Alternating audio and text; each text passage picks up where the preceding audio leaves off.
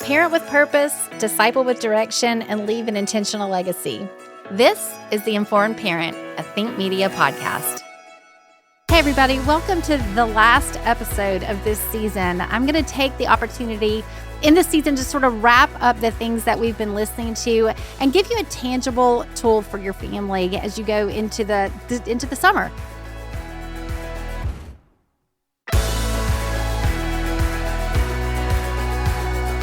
So I want you to think about this episode as sort of like maybe a big sister or a mom who's coming alongside and sharing something that I wish maybe I had known a little bit earlier.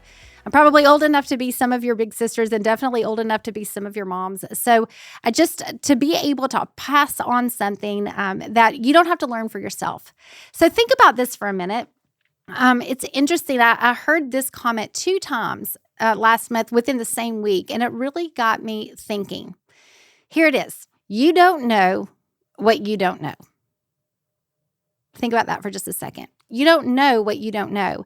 I had a very, very dear friend of mine whose daughter was sort of going through a new season, a difficult time, and she's been super frustrated. And she said to me, I just stopped for a minute and asked myself, why am I so frustrated? She doesn't know what she doesn't know. And then I promise you, the next Sunday at church, my pastor opened up a sermon saying, hey, you don't know what you don't know. And it really has taken root in me because all of us at some point are in a season of life, are in a place where we don't know what we don't know. But here's what else I want you to think about. Somebody knows what you don't know. Somebody has gone ahead of you and they know what you don't know. And somebody around you, I promise you this, knows that you don't know. In other words, they're watching something you're doing and they know that they have something to offer. They know that something you're doing might not take shape the way that you're hoping. And maybe they're just waiting for an open door to be able to offer. The problem is, if you don't know what you don't know to ask. And so I'm going to just sort of walk into this last episode, sharing a few thoughts around what it means to truly be discipled as a parent. Okay, let me give you a personal example of something that's unfolding right now in my life. This happens at every age and stage of your life as a parent. I promise you it does not end. I just became a grandparent a little over a year ago. I don't know what it means to be a grandmother. I'm learning to become a grandmother. I'm learning what that means. And so Lane and I were invited into a group of 4 other couples. There are 5 of us who said, let's do a Bible study around being a grandparent. Well, 3 of those couples have been a grandparent longer than the other 2. So they had a hunger to learn more and to really be intentional about this role in their life. They're ahead of us. So we stepped in and we're like, yes, let us sign up. We're learning from them because they're ahead of us, but we're also learning with them.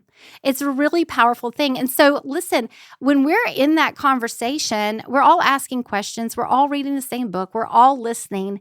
But I'm listening to what those other 3 couples have done. Tell me what you've done that's been effective. Tell me what you've done that hasn't been effective.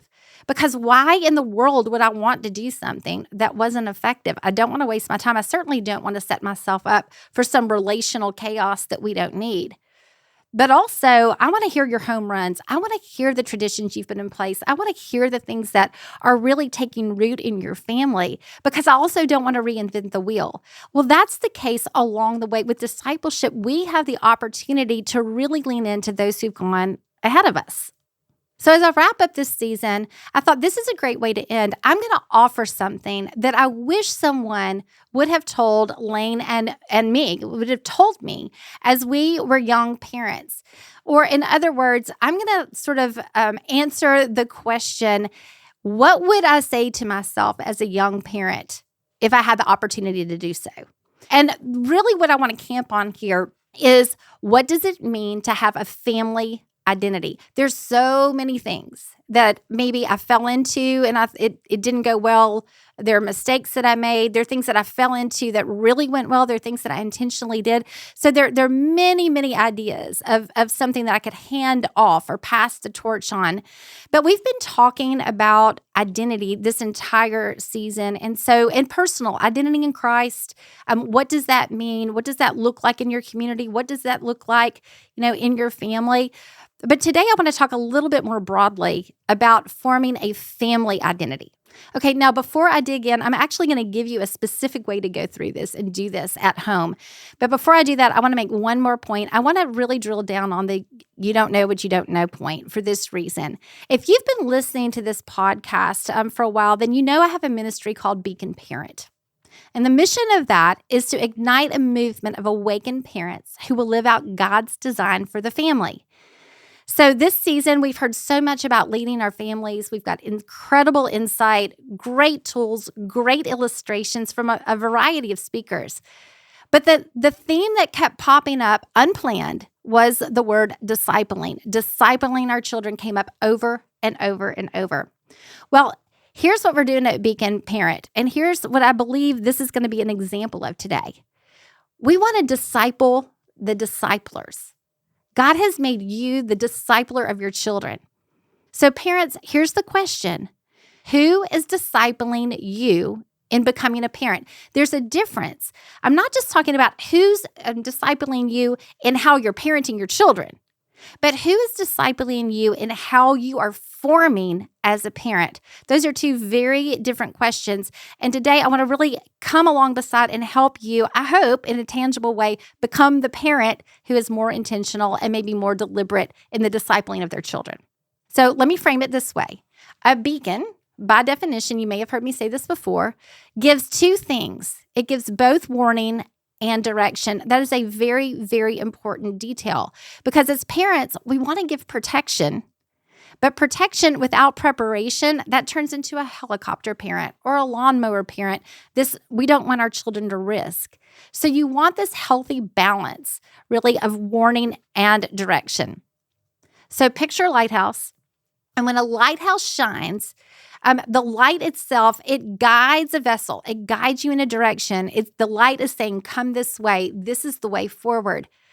Much like the scripture, the word is a lamp unto my feet. It shines just enough for you to go in that next direction.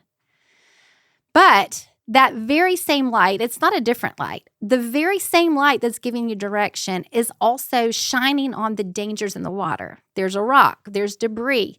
This is going to be a problem. These are the things that may actually wreck the ship, take you off course.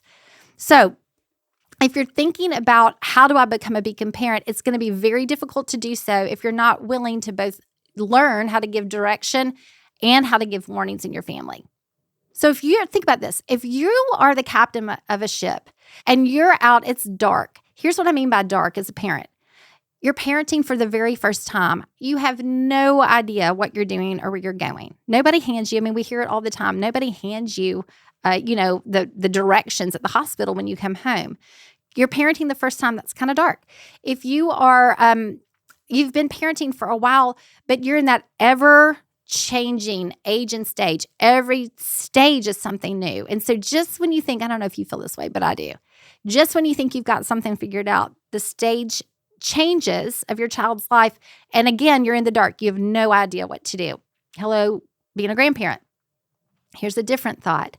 Maybe you have been parenting for a while, but you have a second child or a third child and none of them are the same. So you think, it's either been a minute since I've done this. It's been a minute since my first child and technology looks totally different. So I'm in the dark again. Right? The difference between my first child and my last child and what happened in technology was astounding. I had no idea what I was doing with the third child, right? Or they're a different person. So I'm in the dark because what worked for this child is not working for that child. Those are all places where we find ourselves sort of feeling around and being in the dark. So who in your life, who in your role as a parent is shining a light so that you can see? The question is, parents, in terms of discipleship, who is your beacon? Who is your beacon? So today, I want to demonstrate being a bit of a beacon.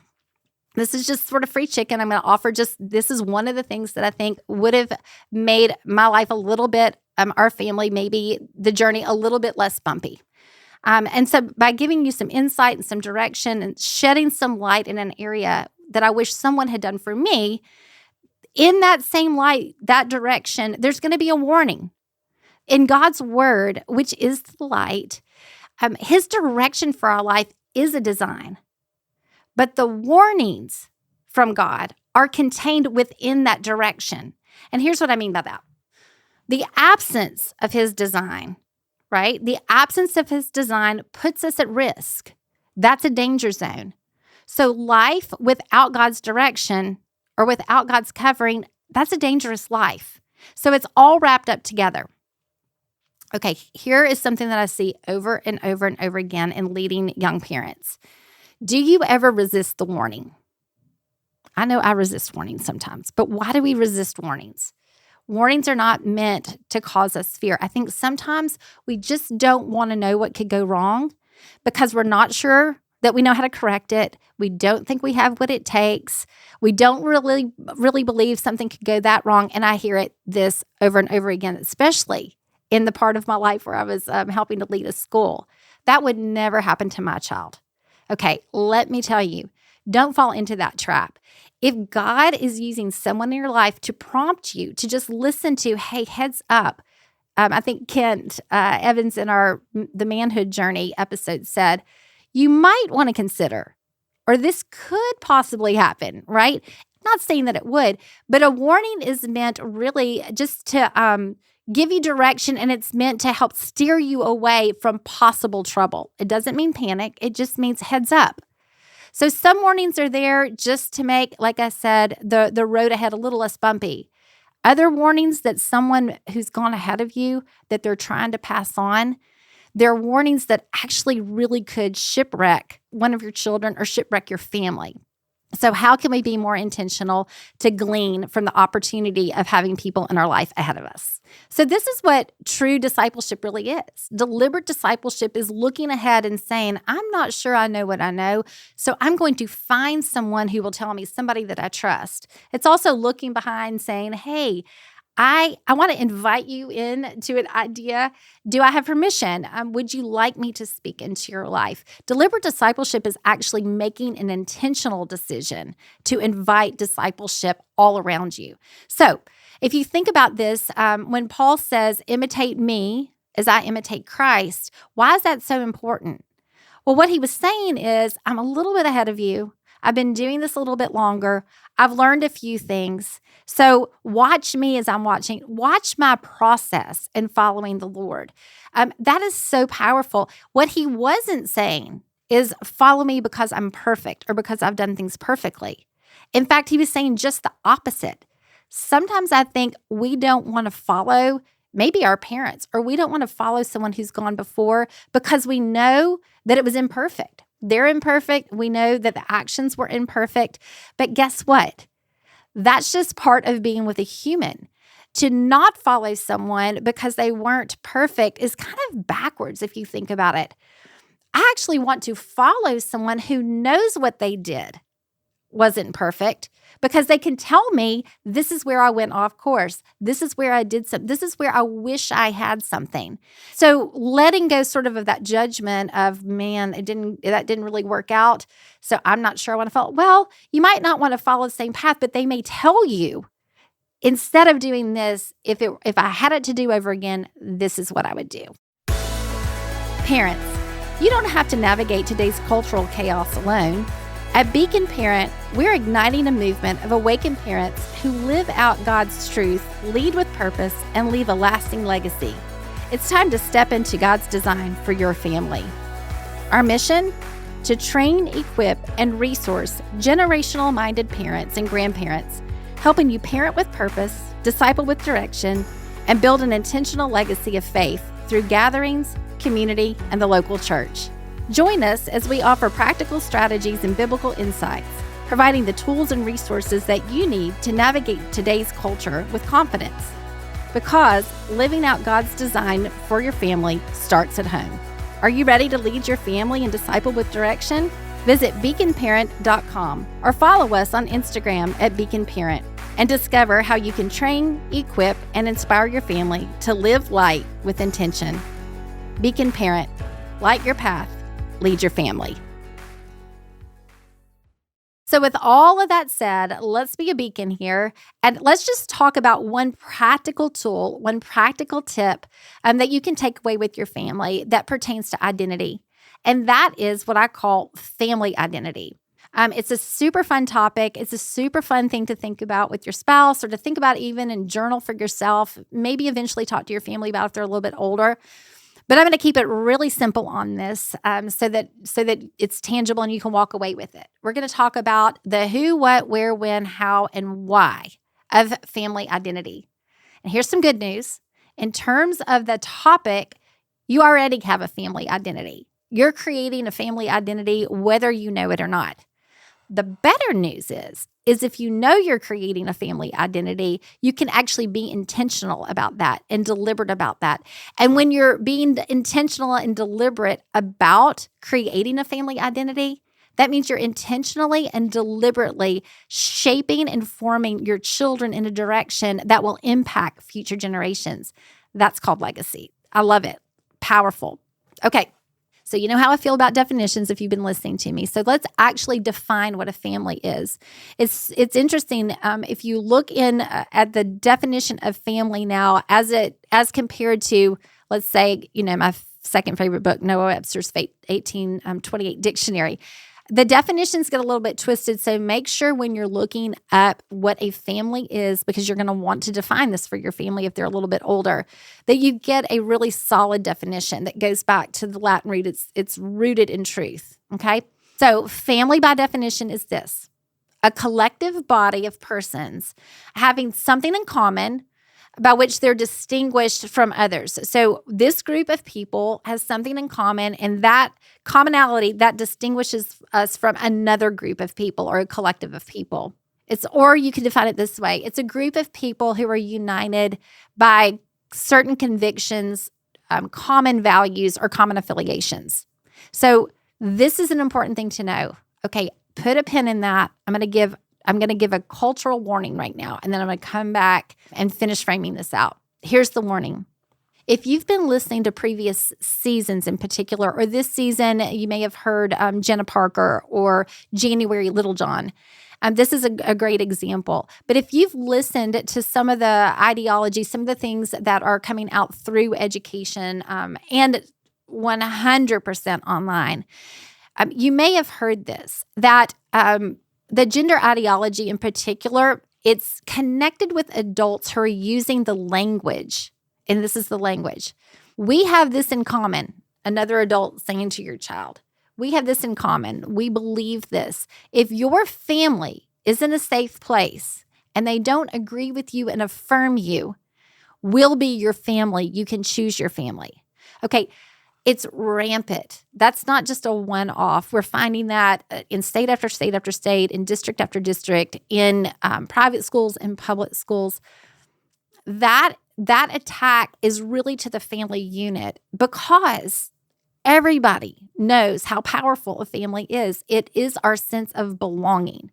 And so if we're not defining for our children what a family is and who a family is, at this point in culture, we're leaving them vulnerable to be confused in that area, just like a lot of other areas. So parents, define, if your children are old enough, do it, age appropriately. Define for your family two things: what a family is and who puts them in a family. I mean, Scripture says God puts us in our families, right?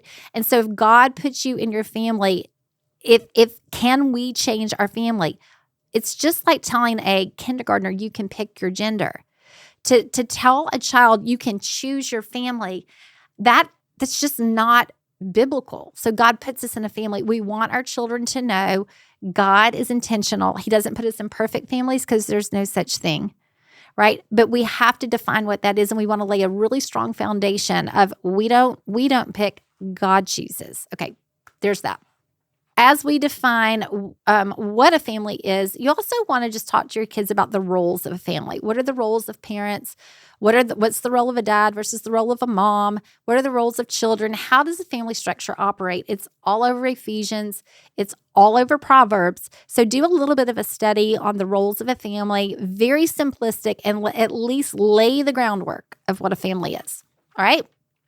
So if a family has common convictions, and a family or attributes, and it distinguishes us from others, what are those common attributes and convictions? So that answer, whatever that is, it answers the question, and listen closely here. Who are we? Who are we as a family? Right? So the question of identity answers who am I, but this is who are we? That is a sense of belonging. It's a core sense of belonging. And why is that so important? It's important because we're seeing that kids are being pulled off course out of their family because they're craving belonging. It is a core need. Back from our second and third episode this season, it's a core need that they have. So they're looking to have that built. So as we now start to define the we, here's how we're going to go through it. Family identity. Who actually makes the statement and creates the family identity? Okay, parents, let me just be so clear. It's you.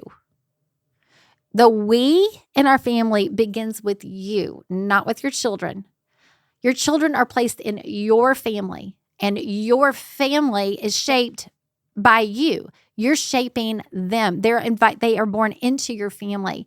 So if your children are a little bit older, you might ask them some questions like, who do you think, how is us defined? How do we define us? Or what do you think sets our family apart? Those are great conversations to have.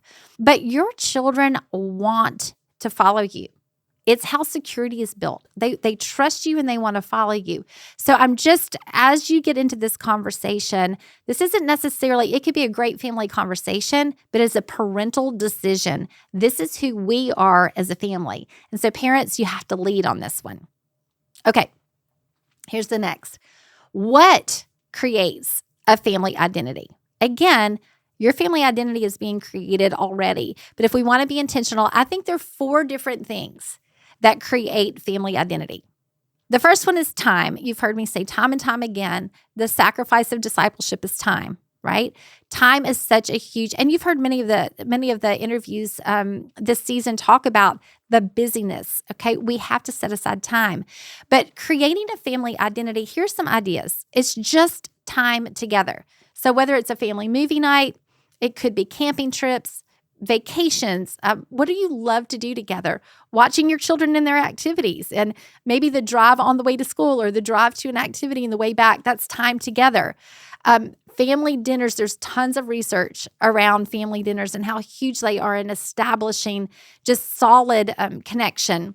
Family prayer, family devotion, even a family game night. All of that time together, that's creating an identity for your family. And I'll say it over and over and over again. Here's the warning.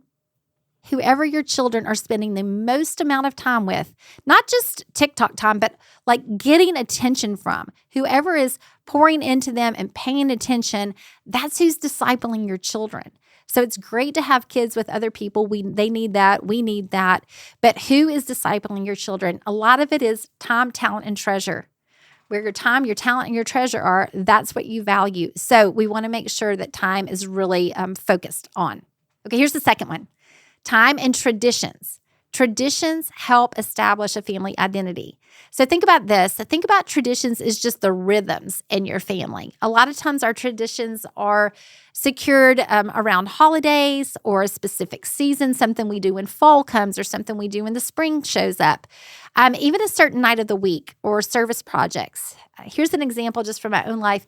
When I was young, my mom, great cook, loves to cook, has walls of recipe books and cookbooks everywhere. In every drawer. There are recipes everywhere. She loves to cook. And it was really common for us to have a meal one time and never have it again because she just liked to try recipes. And at one point in our childhood, my mom decided, hey, there's a specific night of the week that I'm always going to try a new recipe. It was Wednesday nights, and she called it gourmet night. And on gourmet night, we dressed up a little bit. We sat in the dining room. Our manners were called into attention a little bit more than other nights of the week. And we lingered a little bit longer at the table. And Wednesday nights were known as gourmet night. We didn't do that forever, but we did it for a season. And it's something that marked our childhood. So think about just traditions. Traditions build memories, and memories build legacy. So when they happen, traditions happen. I mean, you'll be surprised as your kids get older. They can tell you what the traditions are that you aren't even meaning to form. But think about if you're trying, if you're actually being intentional about forming them, you're creating legacy. So remember, legacy is something you send forward. By definition, legacy means to send something forward. We always think about leaving something behind. But traditions are the things that we live, and leave behind that will go forward into the generations of our family. Okay, number 3. This would be the most important one. One of the ways to form family identity, the most important, is to have family values. What are the core values of your family? Families are the first institution, they're the first organization that God created. And strong organizations have vision, they have mission that are stated, and they have core values. So we've talked about core needs early in the episode, in these episodes this season, but the core needs are one piece of it. Core values are another. Here's what's essential. The word core means heart. So when you talk about core needs, it's the heart needs that are built into your children. But when you talk about core values, right, it's the heart of the home. These are the heart of the home. So what are those core values? What are the things that rise to the top? You don't really want to have more than 7, or you won't remember them, and you won't be able to keep up with them. And when you determine what your core values are, make sure you don't just state them, but you define them. For example, if trustworthy relationship is one of your core values, well, what does that mean? It means integrity. It means honesty. It means we talk to people instead of about them. Define what that means in your family. And then these are the things that you come back to. Your core values create the culture of your home. And the culture is where things are caught, not taught. So it's really, really important. I'll put this in the show notes, but I have a very short course that helps a family learn how to build a vision statement, build a mission, and build core values along with your identity statement. So if you haven't done that, it's really a great exercise to sit and consider your values. And here's the 4th one. This is the last one. Celebrate victories. So you have time, tradition, values, and victories. Celebrate the wins in your family. And I don't just mean the wins that are attached to maybe achieving goals or the passions that your kids are pursuing. Absolutely do that. If they set a goal, if there's something they're passionate about, if there's something they're working on and they nail it, celebrate. If they try something and they fail, but it's moving in a direction, celebrate the fact that they tried. That's all great. But I'm also talking about celebrating character. If you state that your family, this is who we are and this is how we do things, these are our values, and you catch your kids practicing those values, that should be celebrated. And as those things are celebrated, you're reinforcing what those values are. They're going deeper and they'll walk with them in a more secure manner. Okay, that's your what. Quickly, where? Where do we establish family identity? As you go. Deuteronomy 6. When you walk, when you sleep, when you get up, when you lie down, don't overcomplicate this. Once you've sort of decided this is who we are, you feel good about it, you've got your values. These are just conversations. They're habits and heart conversations that are forming the identity. All of this identity is formed and forged as you just walk together. That's discipleship. Okay? Next, when? When do you form a family identity statement? Well, as early as possible. Do it as early as possible. Think through this as young as you can. And listen, that's awesome. I didn't know to do this. I never sat down and did all of this. Lane and I, we didn't know. These are things that unfolded over the course of raising children. And when I look back, I think, gosh, we could have done that early. So just start where you are. If you are a young parent, sit down and do this. It just gives so much direction to your family. It's a filter. But if you've never thought about doing it, it might be hard to go back when kids get older, when they've left home, and insert core values. They already know what you valued, right? But you can always time and tradition and victories, all of that you can start it today. So better now than never. Just start, okay? Last one here on the how. How do you create a family identity? Well, this is a simple one. Use the word we. Just start with simple we statements. We believe, we value, we serve, we enjoy, right? As you start to use that language, belonging starts to form and kids take hold of it. So the most significant we's that you're going to want to talk about in your family is we love God. We follow Jesus. We follow Jesus's ways. We serve others. We build the kingdom. All of that is internal conversation and internal language in your family. Now, that does not mean that your children don't have free will. And at some point, that they may step out from under that and say, I don't know that I do follow. They'll find their own way. But here's the deal. If these are conversations that have been planted in your family, and they've heard this over and over and over, and you've planted seeds and you'd water, God has to grow it. But they're tethered to truth. So that truth does not return void. So once it's in, they'll find their own way, but they have something to come back to. And finally, I'm going to say why. And the why is really important. Why have a family identity? Well, I've mentioned it a couple of times already, but there are two reasons. One is this. The first is direction. Listen to this little statement. Our family we, is the foundation for your child's me. I'm going to say it again. Our we in our family is the foundation for your child's me. It's the launch point. This is what they know when they walk out. Again, they will value some things that maybe you don't value, and that's fine. You may have an artist who values beauty, and that wasn't one of your top values. But they have a starting point. This is what starts to build them. And the we allows your child to stand on your shoulders, right? And to build forward, to go a little bit further, faster. This is the sameness that your child needs while they're learning the sameness that will find or have in Christ. Sameness is identity. This is their sameness. So, a family identity, it creates belonging. It invites purpose because if it's a we are going somewhere together. It builds security because they're not alone. They can trust you. They're watching someone. I'm a part of we. It also does this. It highlights unique identities within your family because within the we start to see where we're the same, but there's also a freedom to be a little bit different because I already know I'm secure. So I start to see what my gifts and talents and passions are. And then lastly, it reveals competencies.